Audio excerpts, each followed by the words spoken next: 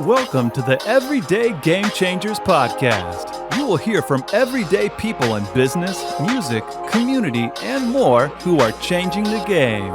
And now your host, marketing expert, and personal branding specialist, Barian McQueen. Welcome to another episode of the Everyday Game Changers podcast. I am your host, Barian McQueen, and you know how we do every day, talking to everyday people that's changing the game in music, business, community, and more. And today's guest checks a lot of these boxes, not just music, not just fashion, just overall entertainment, design. We could go so many ways, man. I got the Furgod in the building. What's up? What's How good? are you? I'm good, man. I'm getting my daily medicine. As you can see, this is an Everyday Game Changers first. This is Everyday Game Changers emergency. Talk to me about this, man. What got your man in the building? He coming through with the drip. My boy Fabio from Care on Reels, man. He took care of me last year, bro, and ever since then we've been pretty cool. And he's been, coming over to the crib and making sure I'm always healthy. Wow, that's dope. And up to date with all my shit, and gives me all the latest vitamins, and that's love. But most importantly, he saved my fucking life. That's what was 100%. Key. You know what I mean? Yeah. I think that was our friendship from right then and there. And he's a good man, man. He's that's really, dope. And that's why I recommend him to everybody. I shout him out constantly. That's honored. And I'm happy that he's here. So what's this he giving you right now? Yeah, you tell him. What is it? What is it we got going on? Because I know this is new. I don't know. He said I got a new concoction. I don't know. The 305 IV. Okay. The 305. Oh, man. 305 IV. We getting it live. I know all you guys need that right there. Juju, I know you need it too. That's it, man. So when I think Furgod, right? So just the term, I'm like, man, I bet Peter chews him up when you hear the name. Oh, Peter. Right? What? Have you got any of that? Oh, yeah. Or talk to me about the fur aspect of. How it all got how you get to Furgod? Well, honestly, the name was different when I first started off the first year. I started in 2017, around February. Okay. The name was Live Free. Live Free. That was actually the whole I was like, I want to live free. But at the same time, my idea in the Bay, I'm from the Bay, by the way. Got it. Born and raised San Francisco. Parents moved to the East Bay, so I got love on both sides, right? Dope. But in the Bay Area, it's kind of it's very liberal, you know what I mean? They fucking banned fur. Wow. So yeah. So it wasn't really that kind of lifestyle, but growing up, it's like a mini New York, though. Yeah, 100%. It really is. That's dope. You know what I mean? I tell people that all the time because we have our own lingo, we have our own swag, we have our own thing going on. You know what I mean? And it gets cold. It's not sunny like LA. It's not like San Diego. Yeah. It's cold and it rains and it's foggy. It's it's cold every damn day. So jackets and sweaters always was a big thing. Right. So I was like, you know what? I want to do something different. I don't see furs out here. And I got inspired by a couple dudes from New York that were doing the fur thing. I said, let me do my research. I'm going to figure this out. Mm-hmm.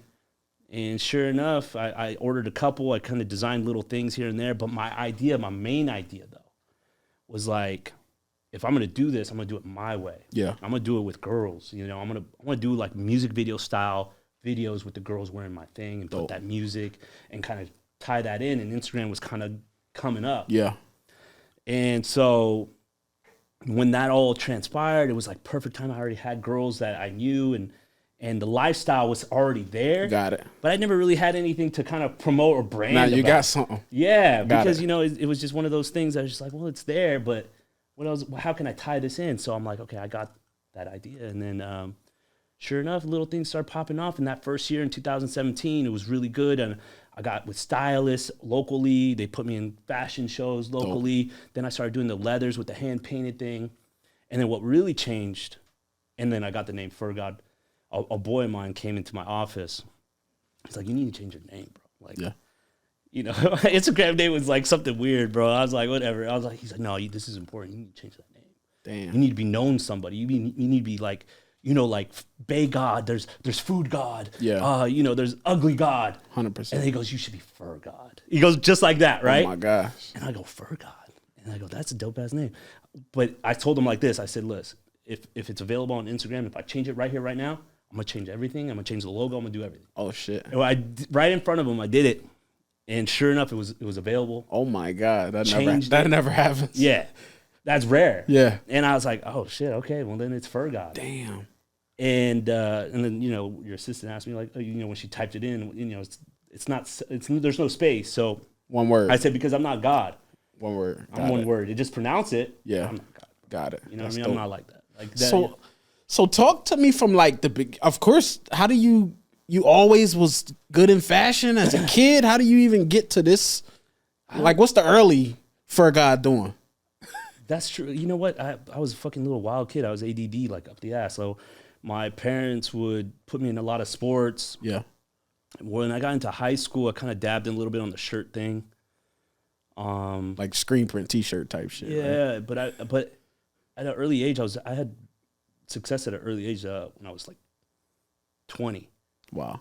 I started in the mortgage business and I was making like $70,000 a month. Wow. I bought my first house at 21. Dope. It was a $700,000 house in the suburbs in Wow. San Francisco. That was my first house. Wow. And so I kind of like focused on that. Dope. And I kind of forgot what I really loved, and it was music. It was actually music because my uncle got me into it.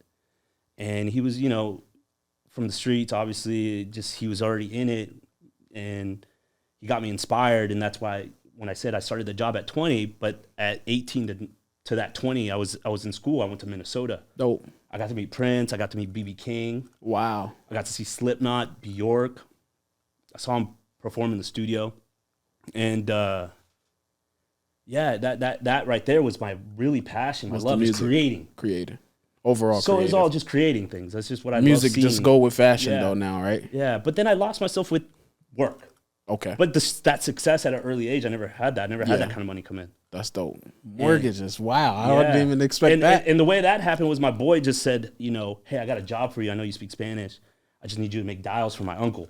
Wow. And I was like, just dials? Like, talk about what? Refinances and shit. I'm like, what is that? Like, I don't even know what that is. So the Furgod got mortgage experience? Yeah, I did that till I was 28. I did that for a while, bro. Wow. I did that for a minute. And I worked with some pretty well financial institution. I was the young guy amongst 40-year-olds and 50-year-olds. Of course. Yeah, that real estate But I was game. good at talking. I was good at doing That's my fire. thing and just using my charm. Yeah. So, and that's just basically how it worked. So like, but as an entrepreneur, so I know when we first met, man, we just connected on so many different things. Topics? Yeah, it was just like, oh. But see, that was later on in my life because you got to remember that time, 2008, I lost it all, bro. Oh shit! Talk about because it. in 2008 the mortgage crisis happened. Right. So I learned my lesson, and that took a big step back for me. Yeah. But at the same time, I had too much experience. That's dope. And so that experience and that networking amongst that industry, Right. led me to other things. Got And I was able to bounce back, but not nearly what it was before. Right. So I was chasing that. Because you had it early. So that ambition, Yeah.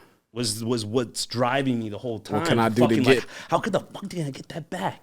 But doing something else. Right. Got it. That's dope. Because I knew I wasn't going to do that here unless That's I fine. really commit to this. And I knew in my back of my mind, I was like, I don't want to do this forever. I don't want to be in suit and tie and work for financial institution. But I did because I knew it was paying everything and eventually it does work out because I worked hard to fund what I was really wanting to do. That's and it was dope. the fashion. Fashion and the music. Yeah. And so like when you get, like you already have this need for music, right? Like I want to do this, but what's that first studio experience like creating your first record?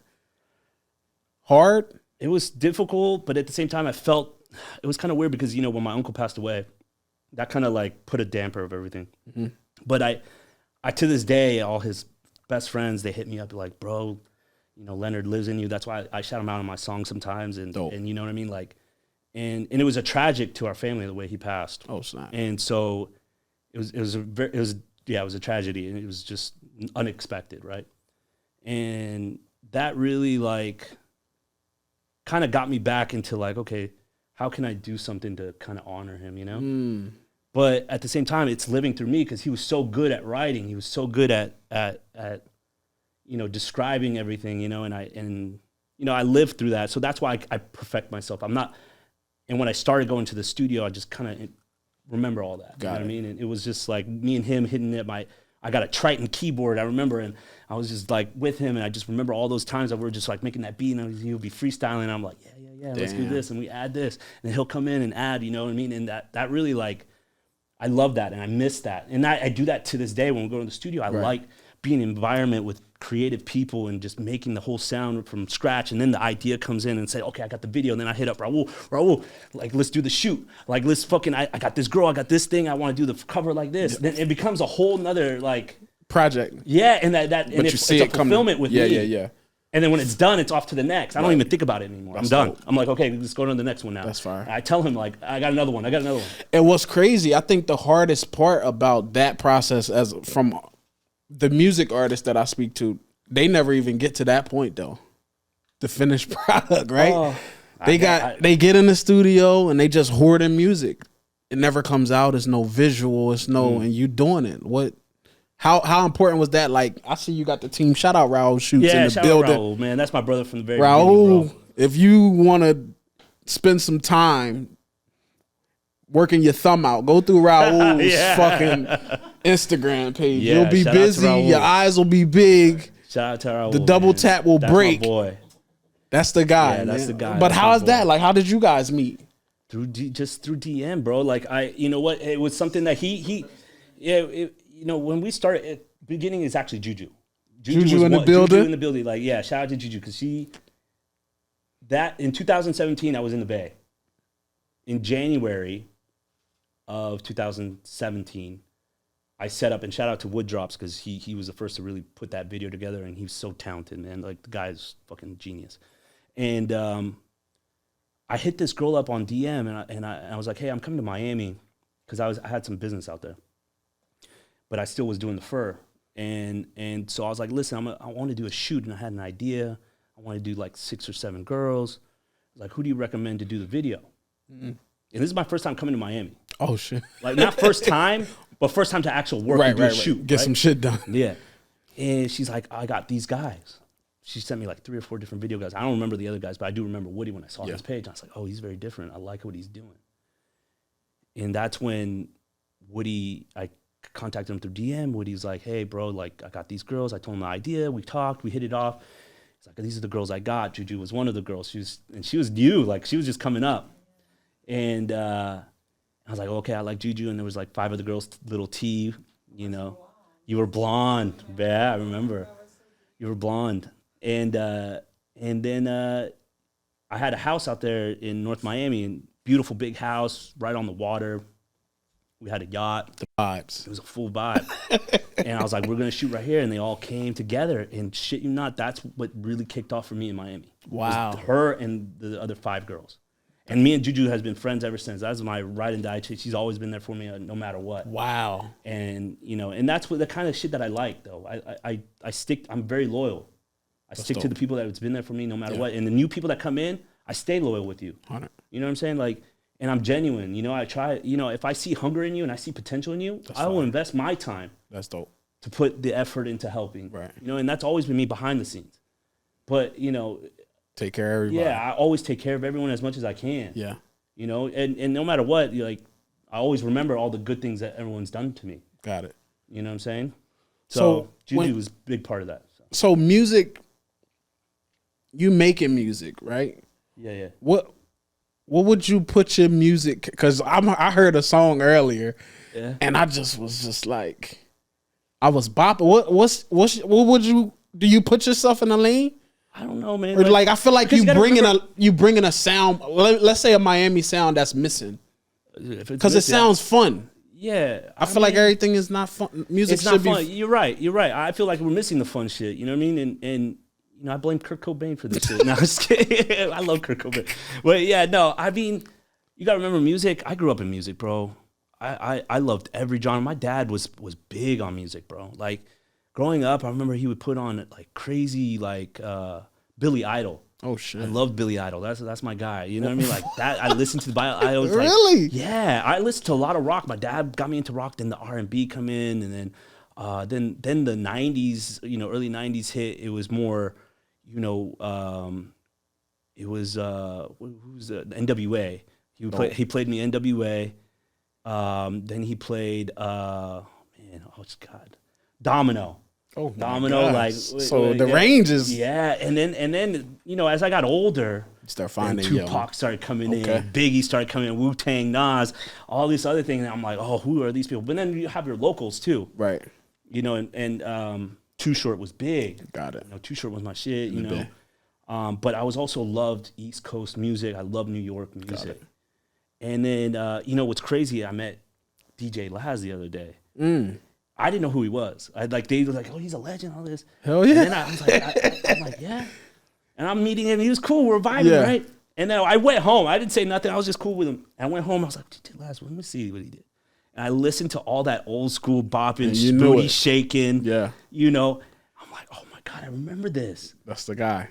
I'm like, this is part of my inspiration. That's the guy. And it was all about fun, right? All that music was fun. And I don't know, my genre is whatever. It's just whatever I feel anyway. But at the end of the day, I'm not trying to sit here and fucking be negative at the same time. I'm just myself. I'm just talking about what I do anyway. So for you, it's like, no, you don't feel like pressure to release music. No, because can release it when you want. Yeah, because it's just something that I enjoy It goes with doing. everything. Yeah. It goes with the fashion. It goes with guess, it does go all in hand, but it gives me fulfillment to finish something. And if I have an idea, I got to do it. That's fine. The same thing that I do with other projects is there's something I believe in, I'm going to do it. I'm going to go all the way. Dope.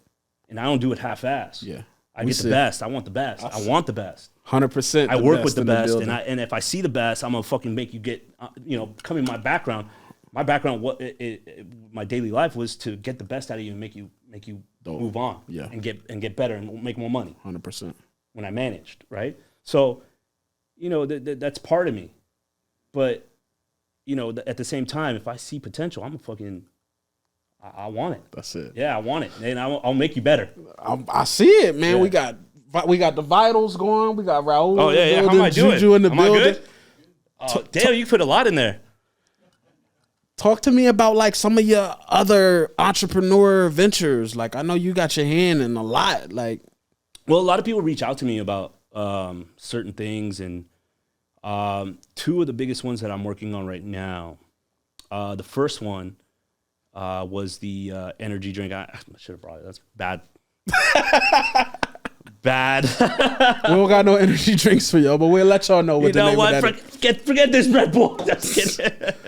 No, but the energy drink, I had in the Bay Area, there's a lot of innovative people out there. Okay. I think the Bay Area is really advanced. Dope. On a lot of shit. You know what I mean? And they had a process where they took not CBD, but CBDA, they called it. And they patented it. And I had a meeting with them. They were explaining me what CBDA is, and this is the original extract, and this has 1,000 times more stronger than CBD, and you don't need that much. And I was like, okay, cool. What do you want me to do with it? And he goes, well, we have. He's like, well, we have these little waters and shooters and all that. And I was like, what? I was like, no, I don't like that. Yeah. I was like, do you have an energy drink? He goes, no, I don't. I was like, can you make it for me? And I'll do it. And he goes, well, what do you mean the energy drink? You want me to just put caffeine in it? Yeah. I want you to put caffeine in it. He's like, I think I could do that. Oh, and I was like, okay, cool. I'll think of all the ideas. Right then in that meeting, like all in one, I was like, okay, I think I got a name for it. I think I got a design in my mind. Let me call my guy. Wow. And it just took off from there because that's what happens with me. As soon as I get it, and I'm like, okay. And then make sure you add B12. We're going to make it a high-end can. And 0 calories, no sugar. Wow. I want it to be healthy since we're already promoting a healthy milligrams of CBD that's supposed to be helpful for you. It wouldn't make sense to put sugar and all this other bad preservatives in it. So I was like, okay, we'll do that. And I was like, okay, I already got the name. It's called Inti. I'm half Peruvian. Oh, shit. So I just came back from Machu Picchu. So that was already stuck in my brain. And I'm like, okay, we're going to call it Inti. And we'll go from there. And then Inti's the sun god. I didn't know that. For the Incas. Okay. And so I was like, okay, I got it. And I called my graphic guy, and I was like, hey, I have a vision, I have a dream, this is what I want. And the Incas believed in 3 things: was the condor, the puma, and the snake, and they all represent the heaven, the middle earth, and hell, right? Wow. In their mind. Got it. And so I designed that whole thing, and that was the whole purpose of that. And then shit took off. So that's Angel's gonna love this episode because Angel, my DP over here, he's always like, man, I always have these ideas and you the one person that just does them. I don't do them. I just got a list of them, and I'm listening to this story, and you just go like, yo, yeah, let's do it. But it was an experience. Okay. I think that you know, once you get a taste of that, whatever you're trying to accomplish, right, it becomes easier to find the things that you want to do. And that's what I've noticed in time. Got it. As I got older, you know what I mean? Because when you're in the middle of something, you're scared because you don't know. 100%. You don't know what to do or what is this going to be. I'm like, nah, fuck this. I'm not scared of anything now. Fuck that. I took enough L's to know. 100%. Like, hey, you know what? If I lose, I lose. But you know what? I got my vision. I know what I need to do, and I'll get it. You know, that's dope. So it just took time, though. It's all. What's your So you frequent back and forth from the Bay to Miami a lot, right? Well, or you haven't been back? To be honest with you, I haven't been back for since last year of July. Okay, I did I did a little club out there, but I'm going back. Going back this year, but it's just because, you know, man, I don't want to talk about politics, but it's just it's too crazy sometimes during that time period with the COVID. Got it. In San Francisco, especially, and they really were doing a number, and I was already contemplating moving to Miami because my whole vibe and my whole way of branding was more Miami. Worked here. Yeah. And the lifestyle, right? Got it. And so I was already contemplating at that, and the way it happened was I was out here doing a magazine shoot. Mm-hmm. I had my PR. She was putting it all together, and she's like, we got to go to Miami, we'll do the shoot. And I was like, okay, cool. And after we're done with the shoot, I said, I'm not going back home. I swear to God. Yeah. All I had was my luggage. Damn. I'm not going back. I'm staying here. I want to find a place. And she's like, what? I was like, I'm not going back home. I called my mom. I was like, Mom, I'm not coming back. I should have said goodbye before I left. Yeah. I'm not coming back. I'm staying. She's like, what? What are you going to do with all your stuff here? I was like, well, I'll call you and I'll let you know and pack it up. And send it. And sure enough, I stayed, found my place, and I haven't been back. And then I only went back that one time in July. And then I feel like that was it. If somebody Googles Furgod, right? Oh, God. And as soon as they Google Furgod and they see this lifestyle, right? I don't think they get all of this that you're giving me today. No. I was telling somebody that the other day, like, people, and that's okay because, you know, that's part of the. Is that on purpose? Yeah, I did it on purpose because I know you're gonna get a whatever, you know, what a you label saw, or what you see or what it is. And I like shocking people when you talk to me. This is why we have this show. Yeah, it's so I like right? when people talk to me because then you understand how I think and how I go about my life, and everything is calculated, everything is planned, right? You know, and I know what I'm fucking doing.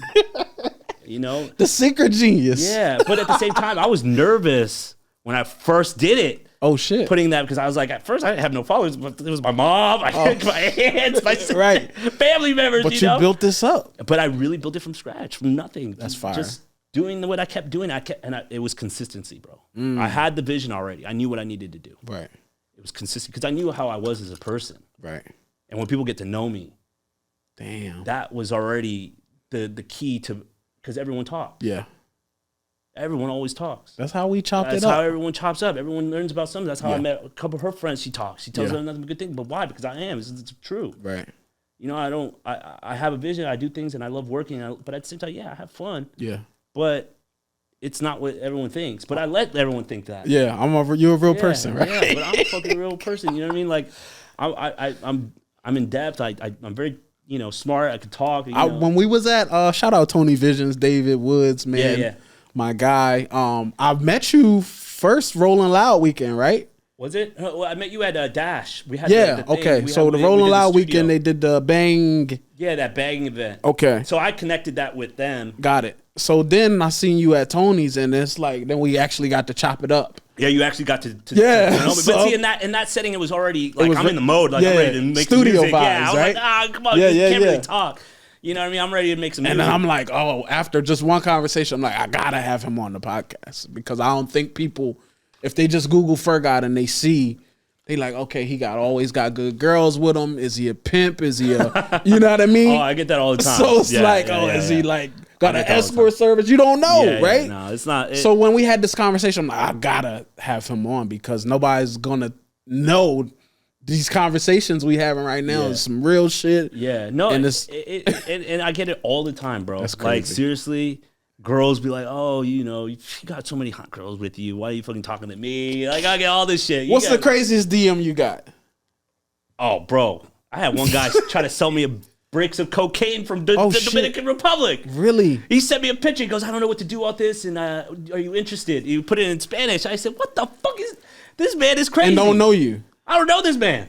Yeah, you try because he see the lifestyle and he thinks. I don't know what he saw, bro. I said, I didn't even respond. I took a snapshot of that. I was like, listen, I took it to my boys. I was like, you see this crazy shit? Wow. This guy had bricks. Later, he goes, it was up. It came up shore, which I believe. Yeah. Because it probably does happen a lot. And he says it came up on the beach of the shore, and I have it all here. Would you be interested? Would you fly out here? Oh my gosh. I'm like, this man is serious. I couldn't believe it. Oh my god. Yeah, that was recent. Oh my. That was probably that's the only thing I can remember because I don't remember. I get so many I don't remember all of them, but that was the recent one that I could think of. What's the craziest? So when I see now we had conversations, so I'm like, yo, Furgod is deep. Like I know now, but maybe the world don't know. So when somebody looks at Furgod, it's a lifestyle, right? It's like high fashion. It's good. Good. We go out. We go out to nice dinners. Yeah. We party. I'm always with beautiful women. What's the craziest night that you can remember? Oh. It was never with Juju. We always had good times, but nothing crazy. Nothing crazy? I'm trying to think. What the fuck did I have? There's always, 4 girls sometimes. Oh, shit. But that was, that's wild. Those are wild because most of the times the girls don't even know what to do. There's so many. Oh, my goodness. Everybody's living vicariously. Everyone's everywhere around. I'm looking, I'm like, oh my let me direct this. Nah. Oh, shit. Nah, but it's, you have your moments, you have fun, but there's always crazy shit happening, man. But the worst ones are the ones that their exes come and hit me up on. Oh, shit. Oh, my God. I had one time, I won't say names, but I went to a concert. We were backstage, whatnot. And this girl came up and saw me, right? She goes, Fur. And she already knows. To the side, and she goes, come, film me. She's like shaking her ass. She like, ready. Yeah. Keep going. She ready. Yeah. And she's shaking it. I'm like, yeah, I'm loving it. I'm grabbing it. You know what I'm saying? Whatever. And then she goes off with 6ix9ine, right? I see 6ix9ine. She goes off with 6ix9ine. Oh, shit. Yeah, she probably already knows. If we put this out, she's probably going to know who it is. But, and then I think like a week later, I get a DM, and I see he sends pictures, the snapshot of me grabbing her ass. Oh, shit. Doing the whole, and he sends this long-ass fucking thing like, bro, if you ever touch my girl's ass again, it's going to be problem. And this is not the first time. I got many of them. Yeah. But this was probably the most one that I can remember that I feel like fucking telling. I don't care. But, he's like, well, he gave me this whole long-ass fucking shit threatening me, whatever. And I replied back. I said, listen, call me. Yeah. I gave him my number. I was like, I'm not going to text you. Call me. Oh, shit. And sure enough, this man calls me. Did he? Yeah, he called me. She got some and you could hear the voice, the squeakiness, right? I was like, oh, this man's nervous. Yeah. You fucked him up. Yeah. You fucked him up and called me. He wasn't thinking this was going to happen. But I'm an adult, bro. I'm not a kid. Right. You know what I mean? I'm not going to fall for all that bullshit. I'm not going to take my time. I'm not going to waste my time with that.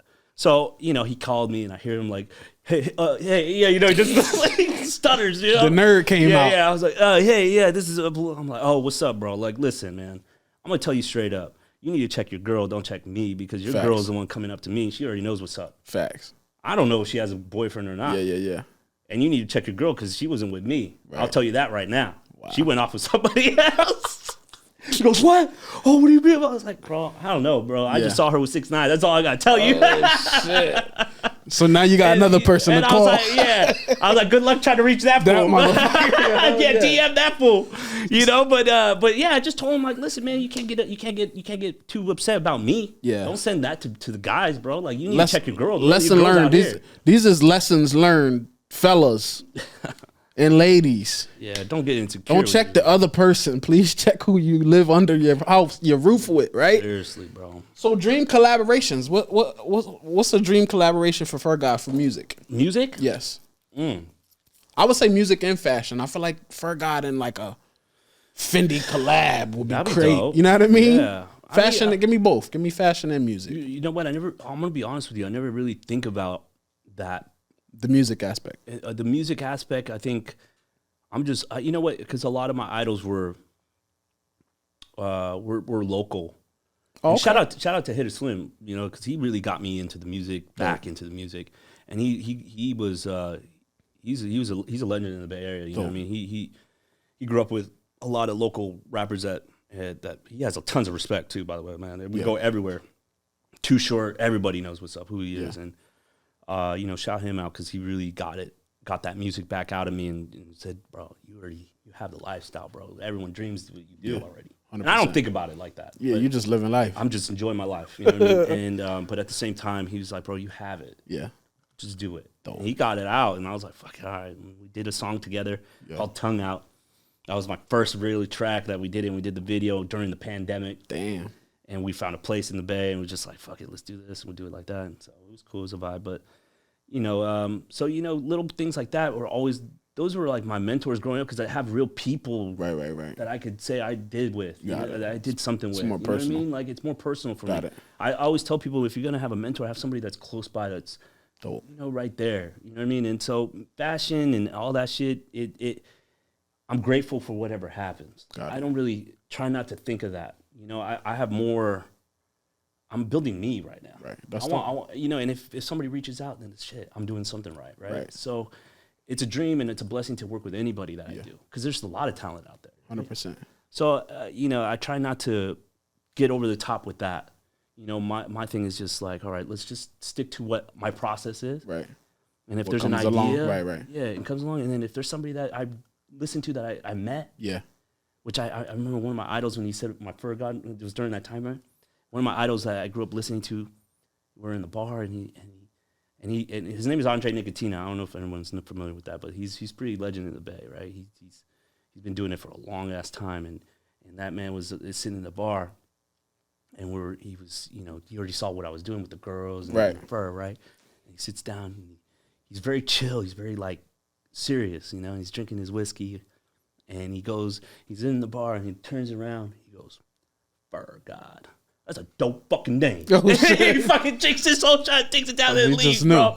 Yeah, and I was like, damn, that's dope. Man, that was my idol growing up. So, that, you know, it was great to kind of see that, you know. And get that recognition. And now it's like some of the models that I see now, that was kind of one of my things, like who I wanted to work with. Now I'm working with them, like, that are big time, normal. You know what I mean? That's normal now. And it's like, wow, I'm like, you know, so all these, it's not just one thing. That's what's crazy. It's just all of it connected. It's all of it. And it's just happening more and more. And you know, I got a lot of people watching me, a lot of people, big time people watching me. And it's humbling, but at the same time, I'm still being me. Yeah.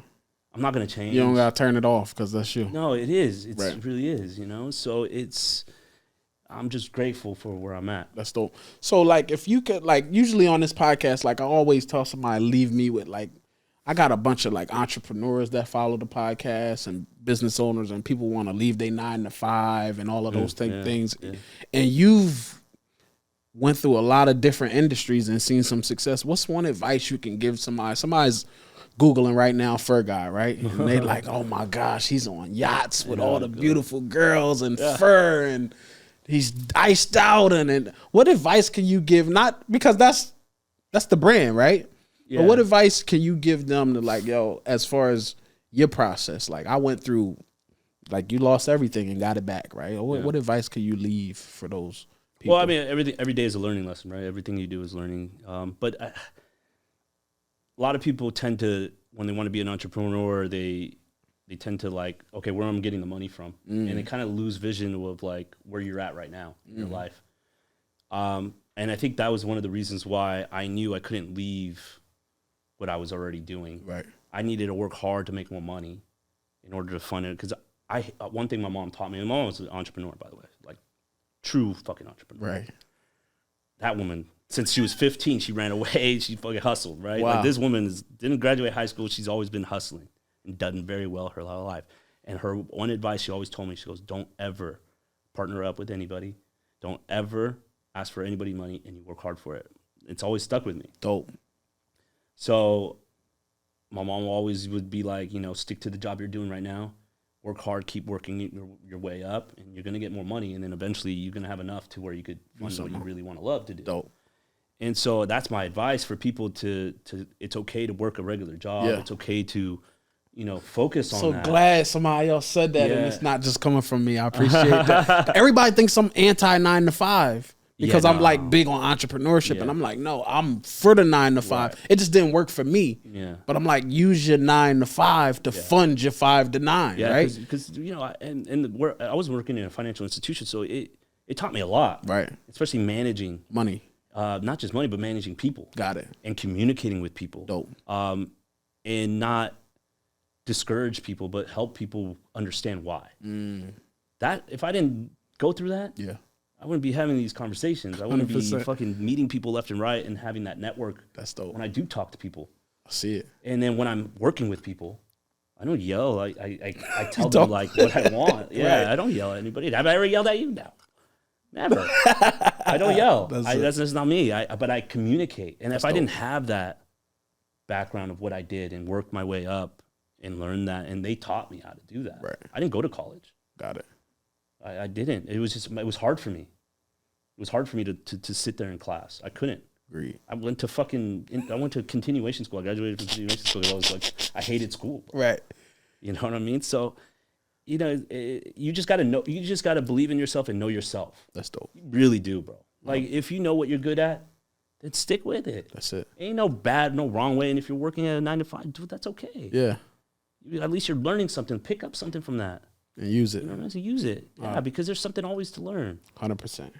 That's my best advice. Don't listen to everyone else what they're doing, what they want to do. Y'all ain't hear it from me this time. You heard it from the Furgod, it's man. true, Finally, bro. It's somebody true. else said it. Yo, I'm your bull, Baron McQueen. Thank you, bro. Oh yeah, I appreciate you. Tell everybody where they can find you on social media. Easy Furgod, Furgod.